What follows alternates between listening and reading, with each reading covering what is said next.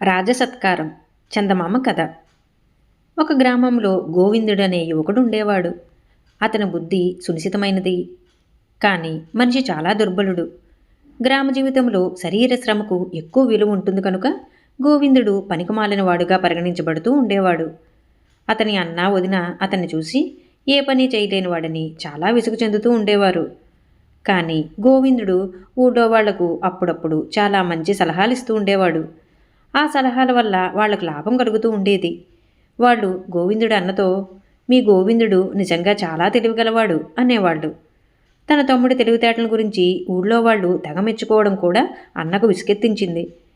ఒకనాడతను, గోవిందుడు అంత తెలివైనవాడైతే రాజసభకు వెళ్ళి సన్మానం పొందరాదు, ఇక్కడ కూర్చోవడం దేనికి అన్నాడు.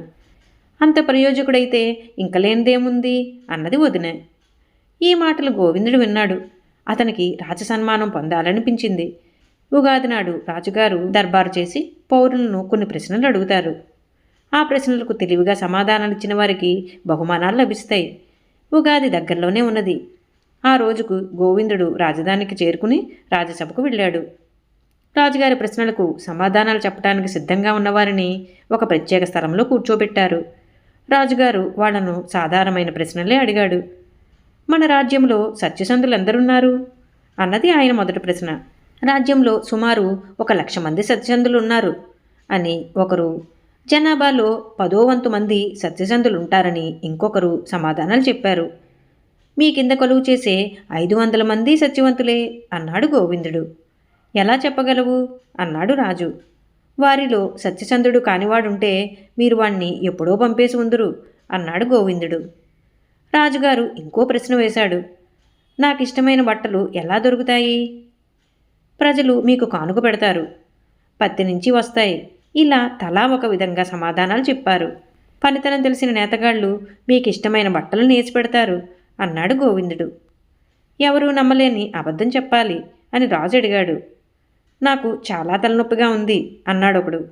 నేను గాలిలో ఎగిరాను అన్నాడు మరొకడు. నా కాళ్ళు విరిగి మళ్ళీ అతుక్కున్నాయి అన్నాడు ఇంకొకడు. ఈ సభలో ఉన్న వాళ్ళందరూ గేదెలు అన్నాడు గోవిందుడు. ఈ విధంగా కొంతసేపు వినోద కాలక్షేపం జరిగాక రాజుగారు సభలో కొందరికి బహుమానాలు ఇప్పించాడు. గోవిందుడికి కూడా బహుమానం వచ్చింది, కానీ ఏమంత గొప్ప బహుమానం కాదు. తాంబూలంలో ఒక బంగారు కాసు, ఒక జత మంచి బట్టలు ఇచ్చారు. రాజుగారు ప్రత్యేకంగా చేస్తున్న విందులో భోజనం చేసి వెళ్ళమని అతన్ని కూడా ఆహ్వానించారు. గోవిందుడు సభ చాలించగానే తనకు రాజుగారిచ్చిన బట్టలను మరొకరికి ఇచ్చేసి తాను కట్టుకున్న బట్టలతోనే భోజనానికి వచ్చాడు. అతను తప్ప మిగిలిన వాళ్ళంతా రాజుగారు పెట్టిన కొత్త బట్టలు కట్టుకున్నారు. భోజనం దగ్గర కూడా అతను మామూలుగా తాను తినే పచ్చడి మెతుకులు, మజ్జిగ మాత్రమే తిన్నాడు. మంచి మంచి భక్ష్యాలు, కూరలు, పాయసాలు ముట్టలేదు. గోవిందుడి వింత చర్యల గురించి రాజుగారికి వార్త వెళ్ళింది. ఆయన గోవిందుడి పిలిపించి, నేను బహుమానంగా ఇచ్చిన కొత్త బట్టలు కట్టుకున్నావు కావు, భోజనం దగ్గర కూడా మంచి మంచి వంటకాలు ఏవి ముట్టుకున్నావు కావట, ఇది రాజావమానం కాదా అని అడిగాడు. మహారాజా, నేను పేదవాణ్ణి, తమరిచ్చిన మంచి బట్టలు ఇప్పుడు కట్టుకున్నానంటే నాకు తిరిగి మామూలు బట్టలు కట్టుకోబుద్ధి పుట్టదు. అందుచేత వాటిని దానం చేశాను.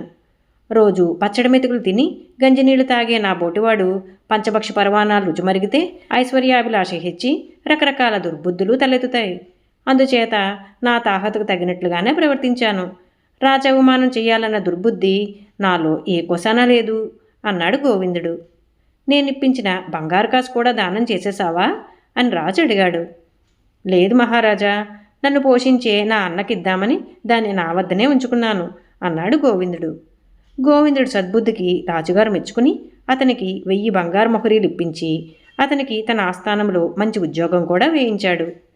ఈ కథ మీకు నచ్చినట్లయితే లైక్ చేయండి, షేర్ చేయండి. మరిన్ని మంచి కథల కోసం మా సంపత్ ఛానల్ సబ్స్క్రైబ్ చేసుకోండి.